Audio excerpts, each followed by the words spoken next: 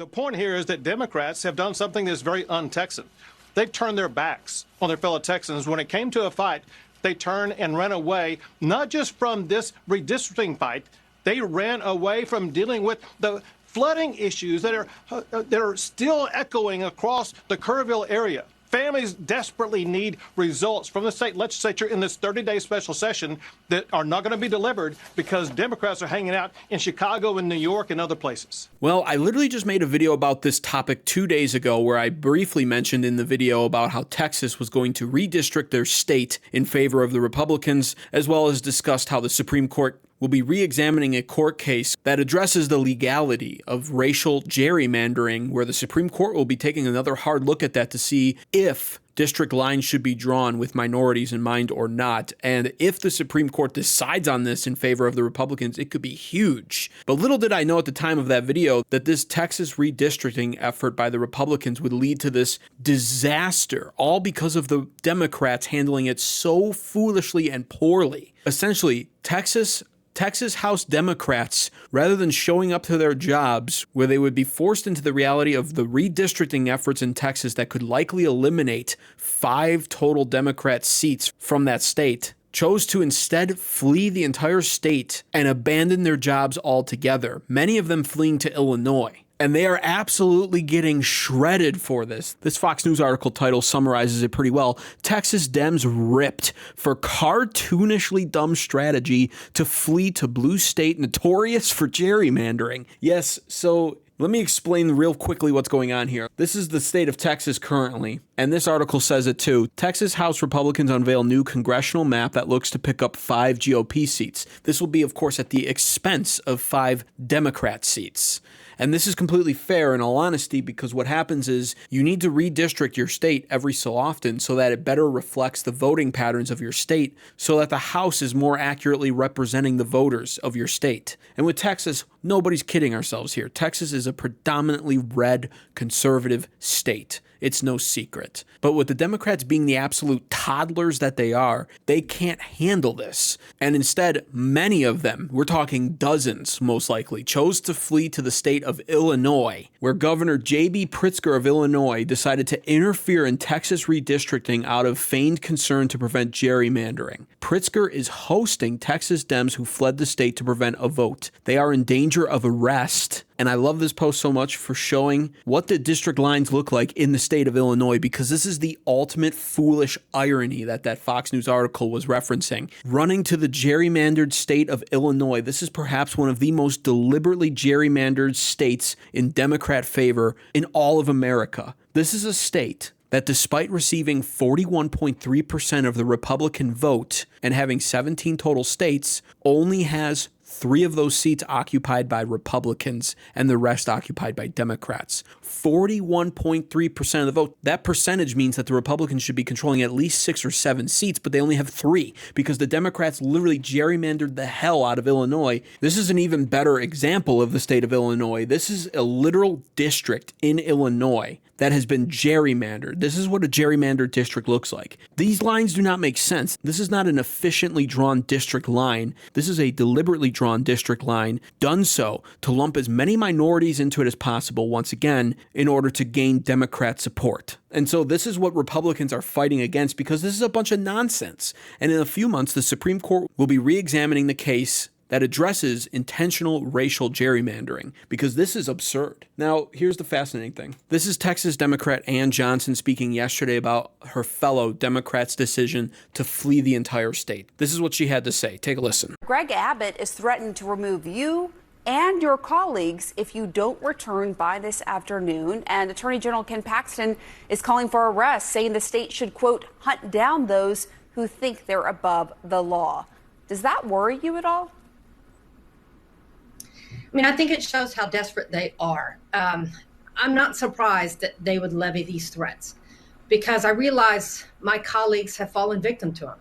When Trump threatened to primary them and have them lose their seats if he wouldn't give what he wanted on public education and vouchers, they did it.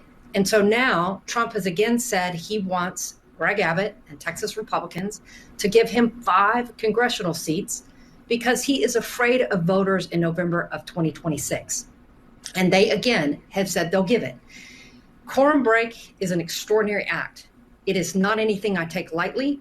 It is almost the last tool that I have available to us in the Texas Constitution, placed here by the founding fathers for the minority party when you know that the majority has gone off the rails and is doing something in violation of every constituency.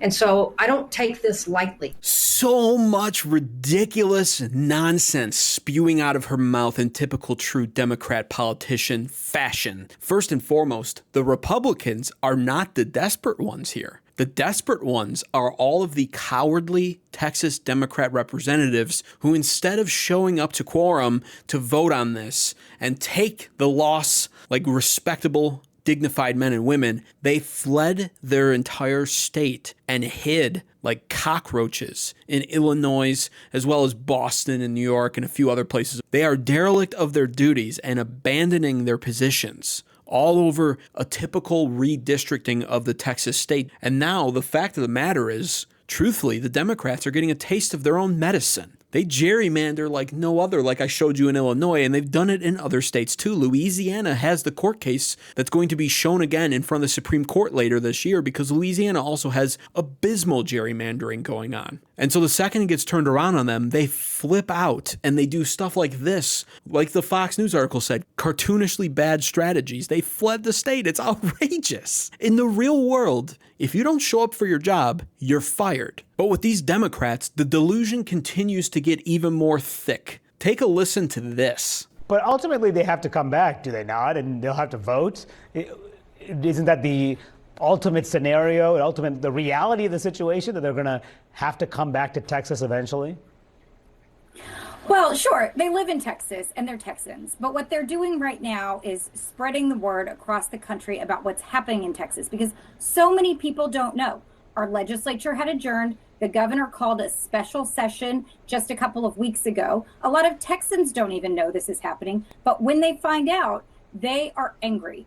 And we saw thousands of people showing up to testify against the proposed changes that have been handed down from Washington. We know that Texans don't like this. So the more people hear about it and the more they know, it's not too late to change course. I mean, this is one of the questions everyone's saying about Democrats. Congresswoman, it sounds like this is a messaging thing. This is not a real reality that you can actually change the law. Really, you guys are, this is a messaging. Some would say stunt. But it's not just messaging. And that's the thing.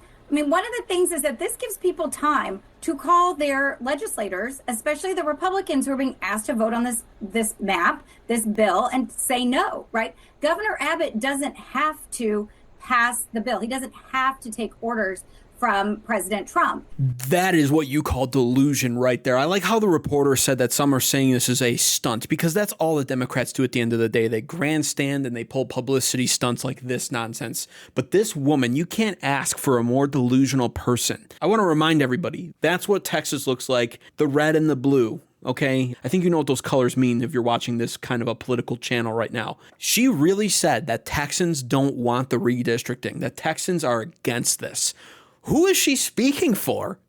There's like 4 blue dots in the entire state. And yeah, the big cities are full population. Texas is so red right now. It's incredibly red. It's a pro-Trump, pro-MAGA, pro-Republican state, and it has been for a long time, and it will be for a long time. Secondly, she has the nerve to say that Greg Abbott doesn't have to take orders from Trump, as if Greg Abbott is sitting there scared, feeling like he can't do anything else. If Greg Abbott, the governor of Texas, didn't want to be doing this, it would be a lot harder for Trump to push that agenda on him because governors still have a lot of sovereignty over their own state. Greg Abbott, make no mistake, is a Republican governor, and he wants to redistrict Texas because it's going to choke out 5 more Democrats from the Texas House, and that is a wonderful, wonderful thing, especially if you're a Texas Republican. This is James Tallarico.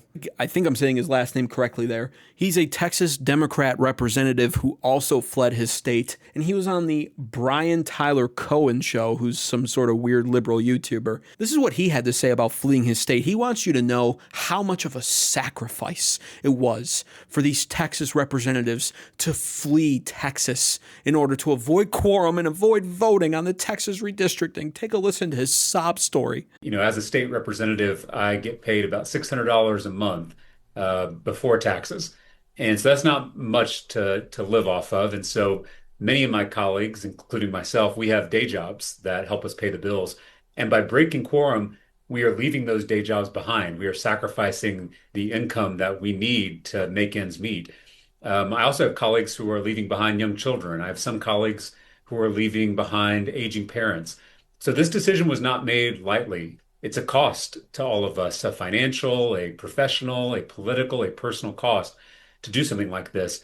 But we all feel so strongly that this power grab is so brazen, so egregious, so dangerous for the future of our republic that we had no other choice but to make this stand.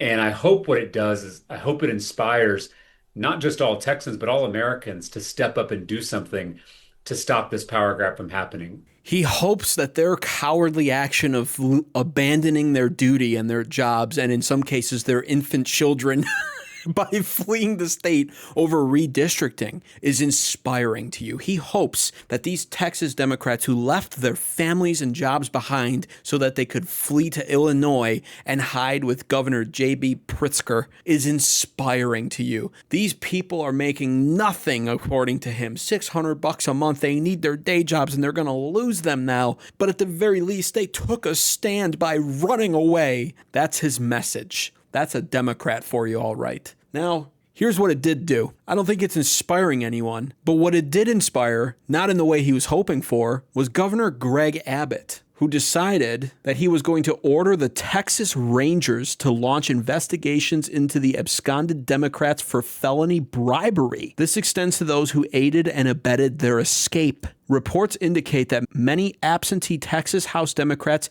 have solicited or received funds to evade conducting legislative business and casting votes. Under the Texas Penal Code, any of those Democrats who solicit, accept, or agree to accept such funds to assist in the violation of legislative duties or for purposes of skipping a vote may have violated bribery laws. So they've inspired their own governor to take action, that's for sure, but just not in the way they were hoping for. The Texas Rangers are now hunting down these Democrats who fled their state. There is a nationwide manhunt for likely over 50 Texas House Democrats now, most of whom fled to Illinois. The Texas Rangers are after them. That's Chuck Norris's boys. Chuck Norris is looking for Texas House Democrats right now. Walker, Texas Ranger style. And so, congratulations. Not only did you abandon your newborn children and your day job and your duties as a Texas House Democrat, but now you're being hunted down in a nationwide manhunt and you're going to be arrested and forced to return and vote. Here we have another Texas House Democrat, Trey Martinez Fisher. He gives his thoughts on all of this right here in this 30-second video. Take a listen to this one. Trey Martinez Fisher, quick update. 3 o'clock came and went, no quorum. Just like we told you, we are serious. And now there's a warrant for my arrest. We will deal with that later. But go back and look at the video. These Republicans just showed us who they were. They are compelling my attendance to pass House Bill 4, which is the bend the knee for Donald Trump, create these 5 Republican congressional districts. They don't care about floods. They don't care about flood victims. They don't care about human trafficking. They only care about pleasing Donald Trump.